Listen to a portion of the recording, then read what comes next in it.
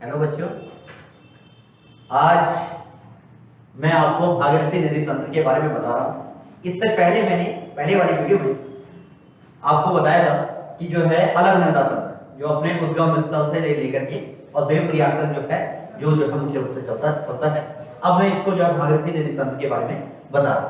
भागीरथी नदी तंत्र जब हम पढ़ते हैं तो ये जो है उत्तराखंड में तो जो है गंगा का एक भाग माना जाता है, लेकिन जब हम राष्ट्रीय स्तर पर गंगा को पढ़ते हैं तो पूरा इसको जो है गंगा के अंतर्गत लिया जाता है।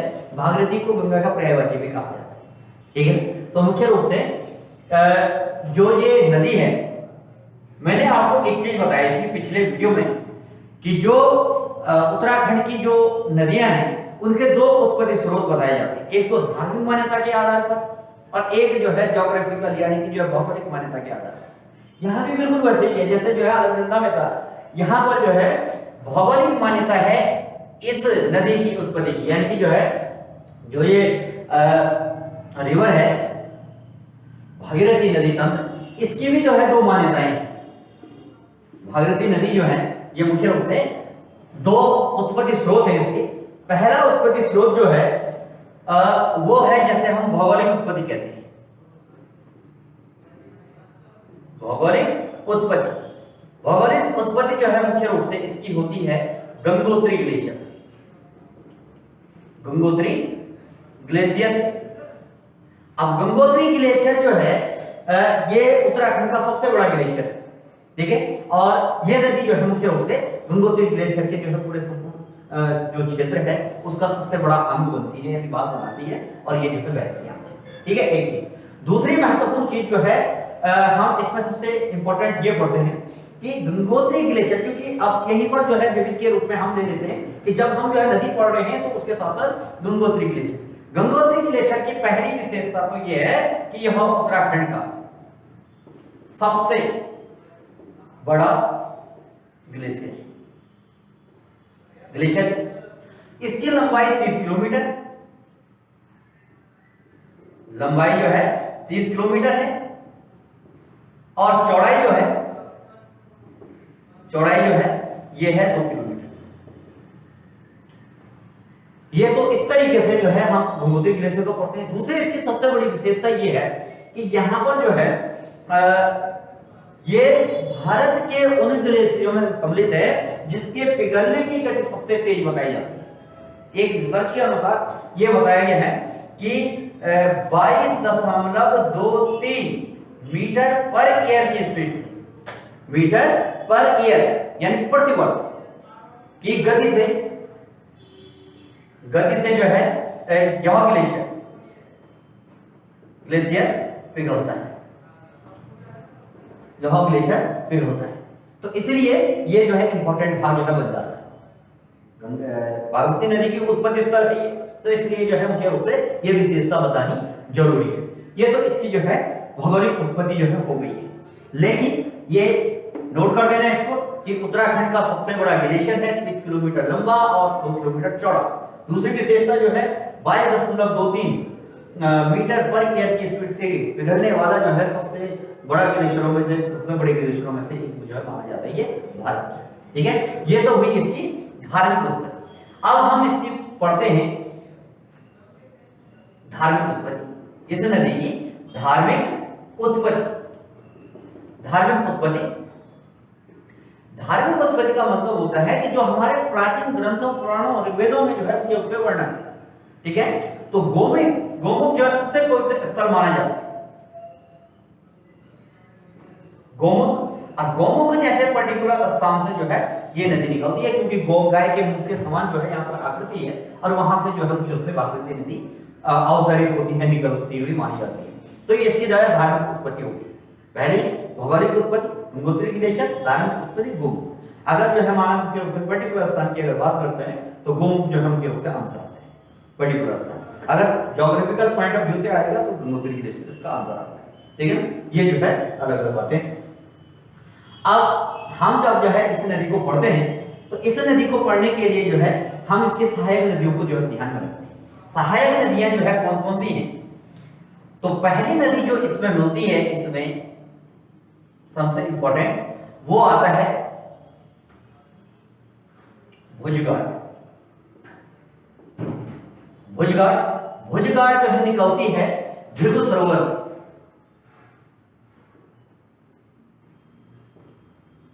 भृगु सरोवर से निकलती है ये नदी। सरोवर मतलब होता है ताल, और भृगु सरोवर जो है ऊपर गंगोत्री के पास ही जो है उससे स्थित है, और यहाँ से जो है भृगु सरोवर से ये जो है नदी निकलती है। ये नदी जिस स्थान पर होती है उसको कहा जाता है चीड़वासा। चीड़वासा चीड़वासा नामक स्थान पर जो है मुख्य रूप से ये नदी आकर के मिल जाती है। तो पहली सहायक नदी जो है भृगु सरोवर से निकलने वाली भुजगाड़ मुख्य रूप से बनाती है। ठीक है, ये एक महत्वपूर्ण फैक्ट है। थोड़ा सा नीचे आते हैं, किताब में ये नदी पहली नदी बता रखा है, लेकिन जो है उससे पहले एक नदी आती है, ये भुजगाड़ जो है। एक और नदी जो है आकर के मिलती है। ठीक है, ये नदी जो है रुद्रगेरा है, हिमनद से निकलती। रुद्रगेरा हिमनद यानी कि ऐसा पार्ट जो है हिमानी से युक्त है, और यहां से जो है मुख्य रूप से निकलती है रुद्रगेरा हिमानी से, यानी कि हिमनद से निकलती है रुद्रगंगा। रुद्रगंगा जो है मुख्य रूप से निकलती है। अब थोड़ा सा यहां पर मैं विविध की तरफ आपको मोड़ रहा हूं। रुद्रगेरा हिमनद के बारे में ऐसा कहा जाता है कि ये वही ग्लेशियर है जहां से भारत की पहली माउंट एवरेस्ट विजेता महिला, भारत की जो है पहली माउंट एवरेस्ट विजेता बछेंद्री पाल महिला ने जो है इस जहां से अपनी जो है पर्वतारोहण की शुरुआत की थी। बहुत इंपॉर्टेंट क्वेश्चन है, ये पूछा जाता है कि सर्वप्रथम जो है किस ग्लेशियर से या किस क्षेत्र से जो है जो ये हैं बछेंद्री पाल हैं, उन्होंने किस स्थान से जो है अपना अभियान शुरू किया था। तो वो किया था मुख्य रूप से रुद्रगेरा हिमनद से जो है मुख्य रूप से शुरू किया था, जो सबसे बड़ी उपलब्धि इनकी रही। ये माउंट एवरेस्ट पर जो है मुख्य रूप से ये चढ़ी थी। तो ये जो है उत्तराखंड से रिलेटेड है, तो इसलिए जो है यहाँ पर ये रुद्रगेरा हिमनद चर्चित है। इसको जो है नोट कर लो, इसी स्थान से, इसी ग्लेशियर से जो है मुख्य रूप से जो शुरू किया गया था अभियान बछेंद्री पाल के द्वारा पहली बार। ठीक है, चलो थोड़ा सा नीचे आते हैं। तो यहां पर जो है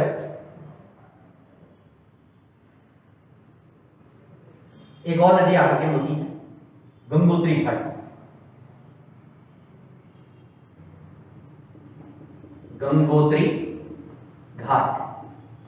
गंगोत्री घाट में आकर के जो है एक नदी और मिल जाती है जिसका नाम है केदारगंगा।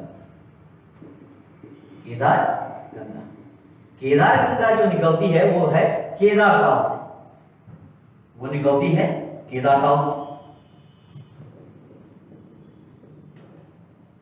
केदारताल से जो है मुख्य रूप से ये नदी निकलती है, और केदारताल जो है तलहटी में स्थित है थलैया सागर पर्वत। एक पर्वत और है यहाँ पर, ठीक है ना, इसका नाम है थलैया सागर पर्वत से जो है कि दक्षिण में जो है स्थित है ये केदारताल, और केदारताल से जो है निकलती है। केदारताल का वर्णन शिव पुराण में भी है। केदारताल में ऐसा कह रखा है कि इसी जब जो है शिव ने विष का जो है विष पिया था, तो मुख्य रूप से गले के जो है आग को शांत करने के लिए इसी ताल से जो है जल ग्रहण किया था। ठीक है, तो इसलिए जो है इसका नाम जो है केदारताल के नाम से ऐसे धार्मिक मान्यता है और चर्चा पढ़ने को जो है मिलती है। थोड़ा सा जो है यहाँ पर जहां पर ये नदी मिलती है, यहाँ पर एक मंदिर भी स्थित है। ठीक है, इस मंदिर का नाम है गंगोत्री मंदिर। गंगोत्री मंदिर की प्रमुख विशेषता ये है कि ये उत्तराखंड के छोटा चारधाम यात्रा का प्रमुख पड़ाव है। छोटा चारधाम यात्रा का प्रमुख पड़ाव इसको कह सकते हैं, पड़ाव जो है इसको कहा जाता है। ये इंपॉर्टेंट है। थोड़ा सा अगर हम आगे बढ़ते हैं तो गंगोत्री मंदिर जो है मुख्य रूप से बनाया किसने था, ये सबसे इंपॉर्टेंट क्वेश्चन है यहाँ पर। ठीक है, सभी धार्मिक स्थलों की हम चर्चा कर रहे हैं तो इसको भी चर्चा कर लेते हैं। ठीक है, यहाँ पर जो है जो ये मंदिर बनाया था गंगोत्री ग्लेशियर वो बनाया था, गंगोत्री मंदिर जो बनाया था, सॉरी, वो मंदिर जो है मुख्य रूप से बनाया था अमर सिंह थापा ने।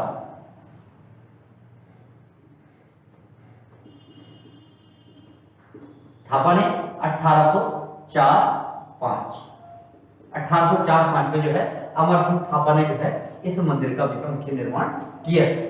ठीक, जब ये मंदिर बना था तो इसी समय अगर ये पूछा जाता है कि किस गोरखा आक्रमणकारी ने जो है गंगोत्री मंदिर का निर्माण किया या गंगोत्री मंदिर को भूमिदान किया था, तो वो भूमिदान जो है इसी ने किया था, भूमि विदान जो है दान किया था, भूमिदान किया था। और मुखबा गांव, आपको पता है कि मुखबा में जो है गंगोत्री की शीतकालीन पूजा होती है। मुखबा गांव में, यही दक्षिण में पड़ता है मुखबा गांव,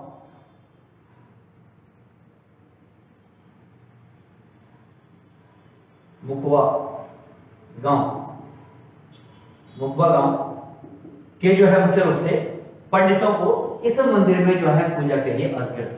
एक बार और रिपीट कर रहा हूं कि अमर सिंह थापा ने यहाँ पर जो है मंदिर का निर्माण किया और इस मंदिर को जो है ये समझ लो ये गांव भी जो है दान किया था। यहाँ के पंडितों को जो है इस मंदिर की पूजा के लिए जो है मुख्य रूप से अधिकृत किया था। इससे पहले जो है टकनौर मल्ला क्षेत्र के जो है लोग जो है खुली पूजा करते थे, कहते हैं कि मंदिर के स्वरूप में जो है अमर सिंह थापा ने ही इसको जो है जगह दी। तो ये एक इंपॉर्टेंट भाग है यहाँ पर। ठीक, दूसरी महत्वपूर्ण चीज जो है यहाँ पर सबसे चर्चित है भगीरथ शिला। ठीक है ना, अगर ये पूछा जाता है जैसे कि गंगोत्री में मुख्य पूजा जो है किस रूप में होती है या जो है चर्चित किया है, तो आप जो है कह सकते हैं कि भगीरथ शिला के रूप में जो है यहाँ पर पूजा होती है गंगा की या गंगा धाम की जो है। इसको गंगा धाम के नाम से भी जाना जाता है, इसको गंगा धाम के नाम से भी जो है मुख्य रूप से जाना जाता है। तो ये एक इंपॉर्टेंट भाग जो है इसका है यहाँ। ठीक, थोड़ा सा आगे बढ़ते हैं तो जो ये मंदिर यहाँ पर ये गंगोत्री मंदिर है उसकी सबसे इंपॉर्टेंट यहाँ पर जो है एक जो है ऋषि थे जिनका नाम था स्वामी सत्यानंद। ठीक है ना, उनके द्वारा जो है यहाँ पर एक 5 मंजिला जो है संग्रहालय बनाया गया है। यहाँ पर जो है यहीं पर गंगोत्री में एक संग्रहालय बनाया गया है।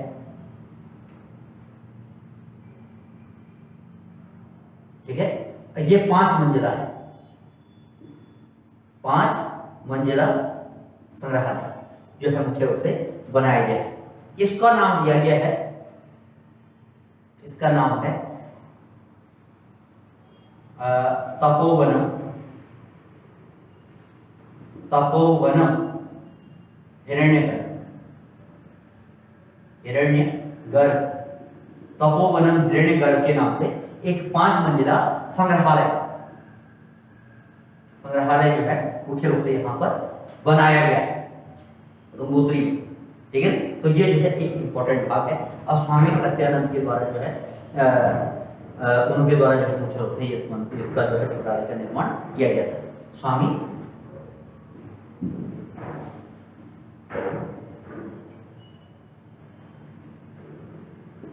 सत्यानंद के द्वारा जो है मुख्य रूप से किया गया था।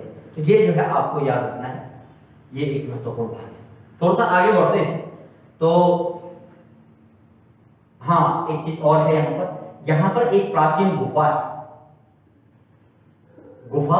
इस गुफा का नाम है पांडव गुफा। पांडव गुफा जो है प्राचीन पांडव गुफा जो है यहाँ पर जो है स्थित है। तो ये जो है आपको याद रखना है कि पांडव गुफा जो है गंगोत्री के पास स्थित है। मुखबा गांव के पंडित यहाँ पर पूजा करते हैं, मंदिर बनाया था अमर सिंह थापा ने। ये सब जो है आप ध्यान रखें। थोड़ा सा आगे आते हैं तो ये मैं हटा देता हूँ, यहाँ पर नदी तंत्र दिखाने हैं। थोड़ा सा आगे बढ़ते हैं तो हम जो है एक और नदी आती है इधर से, इसका नाम है जानवी या जाड़गंगा। ये 2 नदियों के संगम से जो है बनती है। एक का नाम है बरीगन घाट और दूसरे का नाम है चोरघाट। बरीगन घाट और चोरघाट जो है जो निकलती है वो टकनौर मल्ला क्षेत्र से निकलती है। मल्ला क्षेत्र या थामला दर्रा, टकनौर मल्ला या थामला दर्रा से निकलती है ये दोनों नदियां। अगर जो है पर्वत की बात करेंगे तो सुमेरु पर्वत जो है यहाँ पर है, पहाड़ सुमेरु।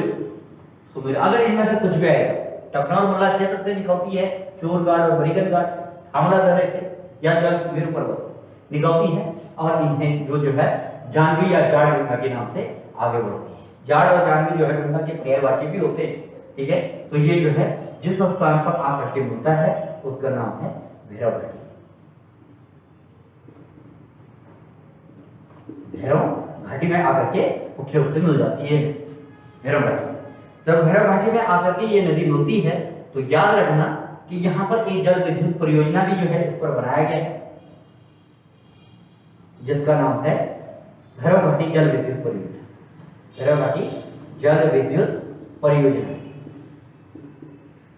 ठीक है ना। तो मुख्य रूप से जो है ये यहाँ पर जल विद्युत परियोजना भी जो है इसमें स्थित है। ये है, थोड़ा सा आगे बढ़ते हैं तो इस नदी में जो आकर के जो है मिलता है वो जो है नदी जो है मुख्य रूप से एक स्थान स्थित है हरसिल।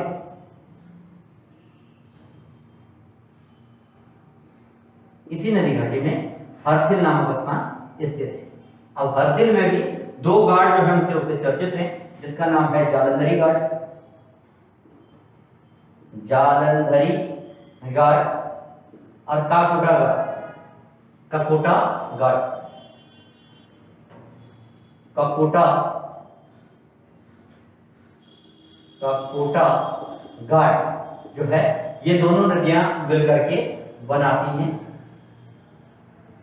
आगे बढ़ती हैं और यहाँ पर हरसिल में आकर के जो है मिल जाती है, ठीक है। दोनों नदियां आकर के वे होकर के जो है हरसिल में जाकर के मिल जाती है। अब हरसिल जो है मुख्य रूप से वो मैंने लिया है तो चर्चित है। क्यों चर्चित है? चर्चित इसलिए है भाई ये क्योंकि इसे जो है उत्तराखंड की सेब राजधानी कहते हैं, एप्पल कैपिटल कहा जाता है। राजधानी, सेब राजधानी के नाम से इसको जाना जाता है। दूसरी बड़ी विशेषता इसकी ये है कि इसी घाटी से सबसे पहले जो है सेब उत्पादन शुरू किया गया था हेड्रिक विल्सन के द्वारा जो है, ठीक है। यहीं से हेड्रिक विल्सन के द्वारा जो है यहीं से जो है सेब का उत्पादन जो है शुरू किया गया था। विल्सन प्रजाति के जो सेब होते हैं वो यहीं पर उगाए जाते हैं। विल्सन प्रजाति के सेब जो है मुख्य रूप से यहाँ पर उगाए जाते हैं, तो इसलिए जो है यह हरसिल घाटी जो है काफी चर्चित है, महत्वपूर्ण है, ठीक है ना। तो मुख्य रूप से ये जो है महत्वपूर्ण भाग है हरसिल, ठीक है। इंद्र सिंह बिष्ट जो है वेस्ट को जो है एप्पल मैन के नाम से भी जाना जाता है। एप्पल मैन, इस क्षेत्र में जो है खेती को बढ़ावा देने के लिए जो है एप्पल मैन के नाम से जो है इंद्र सिंह बिष्ट को जाना जाता है। ये जो है खास विविध के क्वेश्चन है जो टॉपिक से रिलेटेड है, ठीक है। आपको यदा कदा जो है आ जाते हैं, क्योंकि जो है जब आप इसको पढ़ोगे कभी पढ़ना आवश्यक नहीं है, आप तथ्य अगर जोड़ करके पढ़ते हो तो ज्यादा सही रहता समझने में।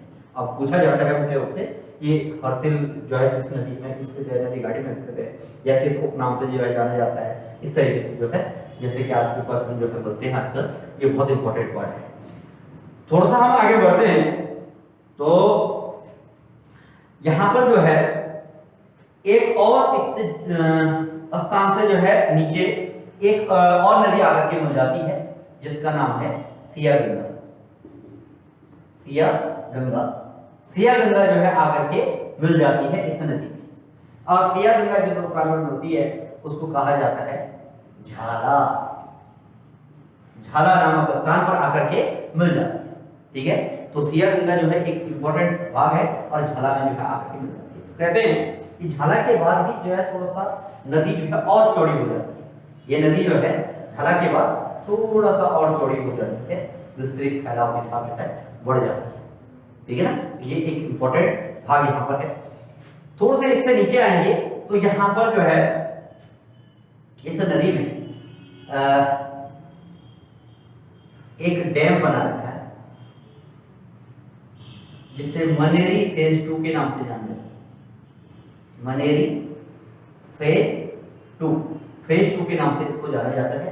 ये यहाँ पर फेज 1 ये है और फेज 2 जो है मुख्य रूप से ये। याद रखना कि ये जो है एक इंपॉर्टेंट भाग जो है यहाँ पर स्थित है।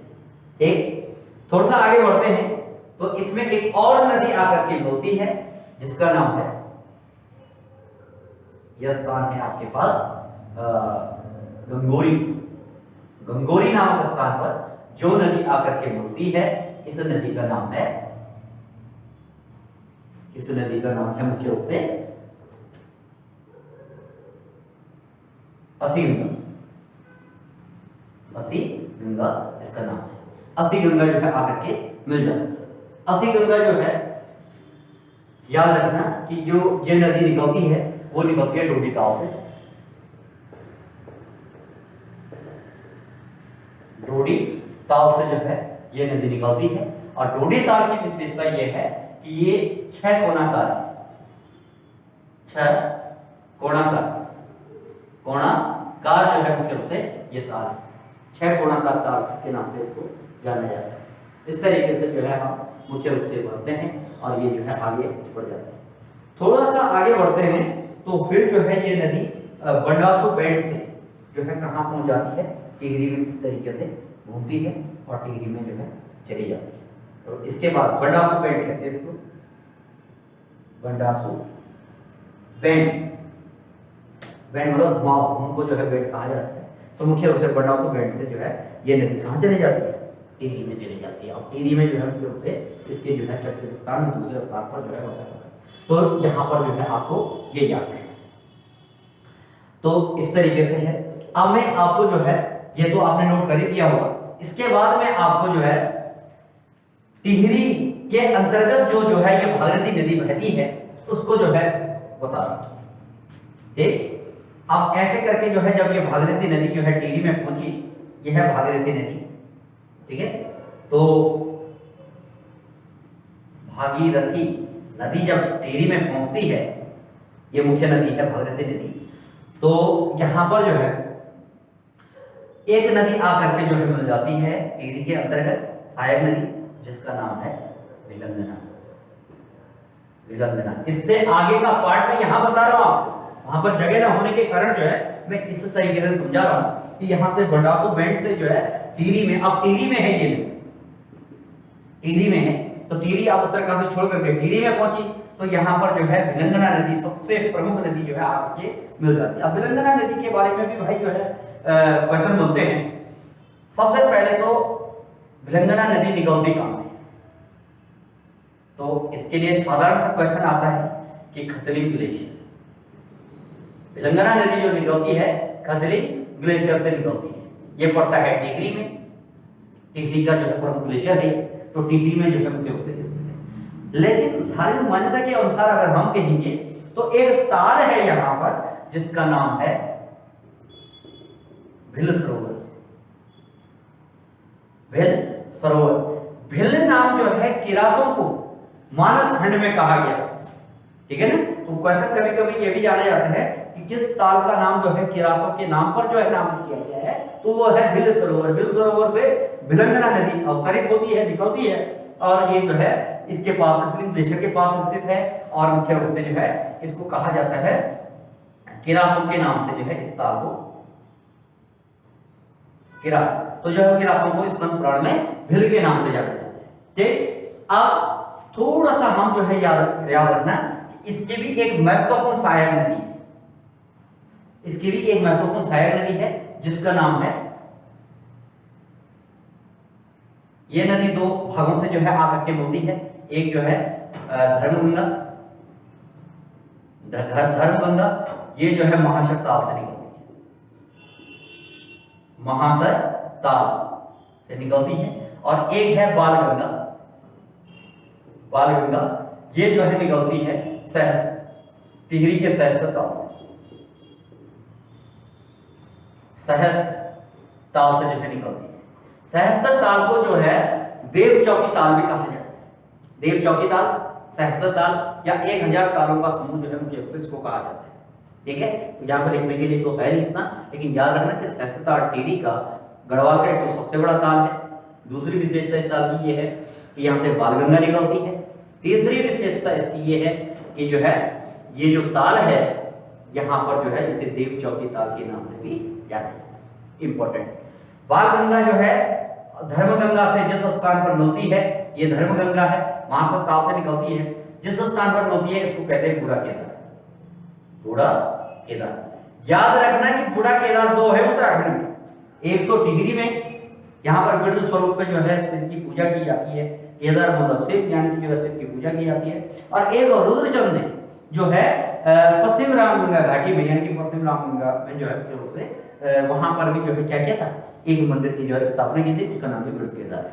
तो दो वृद्ध केदार है, एक धर्मगंगा और बालगंगा के संगम पर टिहरी में, और एक जो है मुझे पौड़ी के पास जो है जब जो है ये निकलती है तो वहां पर, तो इसे जो है मुख्य रूप से कुमाऊं के शासक जो है रुद्रचंद ने जो है वहां पर बनाया था, जो पश्चिम रामगंगा घाटी में जो है जो बूढ़ा केदार है, और इसे जो है इसको, लेकिन धार्मिक मान्यता में ये जो है ज्यादा महत्वपूर्ण माना जाता है, ये वाला बूढ़ा केदार।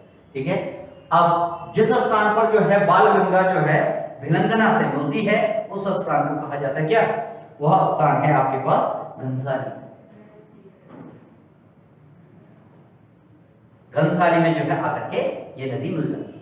ठीक है, टिहरी का भाग और फिर घनसाली में भिलंगना के नाम से, जिस स्थान पर भिलंगना जो है भागीरथी नदी से मिलती है, अब ये भागीरथी आ रही है इधर से जो है भिलंगना नदी निकल करके इसकी सहायक नदियां बना करके यहाँ पर मिलती है, तो इस स्थान को कहा जाता है टिहरी।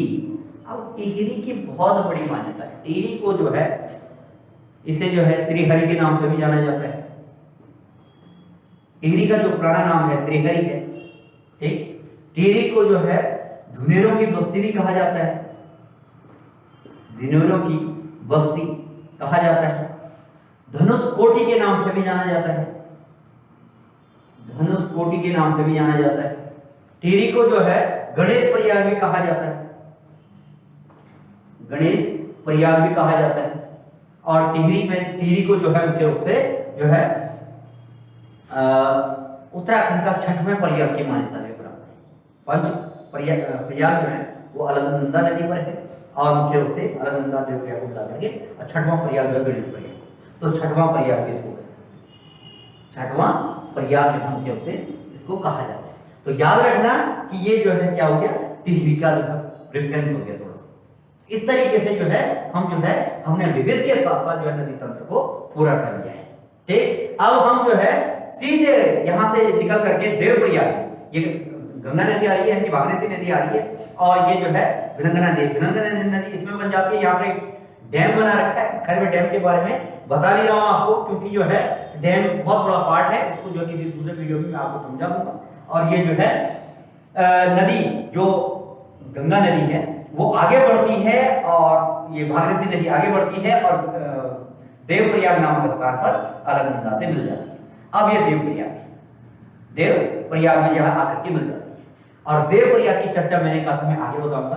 तो देवप्रयाग जो है मुख्य रूप से 3 पहाड़ियों से घिरा हुआ है, एक गर्ग, एक दशरथांचल और एक नरसिंह।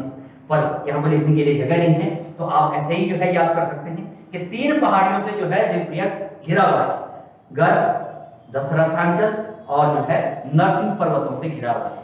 ठीक, एक पहाड़ी का नाम और धार्मिक नाम आता है गीतांचल श्रेणी, वो भी जो है यहीं पर स्थित है, गीतांचल श्रेणी जो है कहा जाता है। देवप्रयाग को जो है इंद्रप्रयाग, देवप्रयाग को सुदर्शन क्षेत्र, देवप्रयाग को जो है इंद्रप्रयाग भी कहते हैं, सुदर्शन क्षेत्र भी कहते हैं। देवप्रयाग को जो है राम की तपस्थली भी कहते हैं, यहाँ पर भगवान राम का मंदिर स्थित है, यानी कि अपने अंतिम समय में जो है भगवान राम ने यहाँ पर तपस्या की थी, और इस स्थान को कहा जाता है रघुनाथ मंदिर। रघुनाथ मंदिर जो है मुख्य रूप से ये यहाँ पर स्थित है। तो ये मैंने जो है आपको देवप्रयाग के बारे में बताया। शंकर तथा शंकराचार्य गुफाएं दोनों यहीं पर स्थित है, शंकर तथा शंकराचार्य गुफाएं यहाँ पर स्थित है, रघुनाथ मंदिर स्थित है। ठीक है, और इसके अलावा इसको जो है देव शर्मा नाम के एक तपस्वी ऋषि था, देव शर्मा, उसके नाम पर जो है इसको देवप्रयाग कहा जाता है। ठीक है, इसको सात भागीरथी बहु अलकनंदा का मिलन स्थल कहा जाता है। ठीक है, इसको जो है इंद्रप्रयाग कहा जाता है, इंद्र क्षेत्र कहते हैं, सुदर्शन क्षेत्र कहा जाता है। कहते हैं कि सुदर्शन की प्राप्ति जो है भगवान ब्रह्मा को इसी स्थान पर हुई थी। तो ये सब जो है मान्यताएं इसके बारे में है। और यहाँ देवप्रयाग के बाद, अब ये देवप्रयाग है, देवप्रयाग के बाद जो है आप जो है गंगा नदी के नाम से जो है जानते हैं, उसे अलग जो है नदी सिस्टम में जो है मैं आपको नेक्स्ट वीडियो में बताऊंगा। तो आशा है कि आपको जो समझ में आया होगा। काफी इंपॉर्टेंट पार्ट जो मैंने यहाँ पर डिस्कस की है। धन्यवाद सर।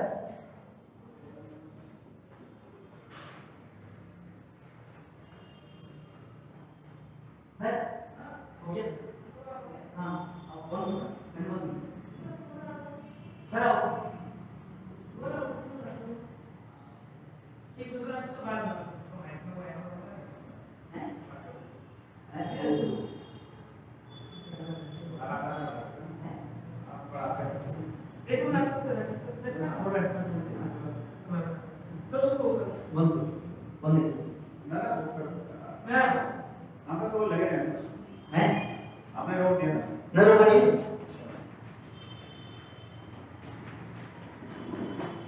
मुझे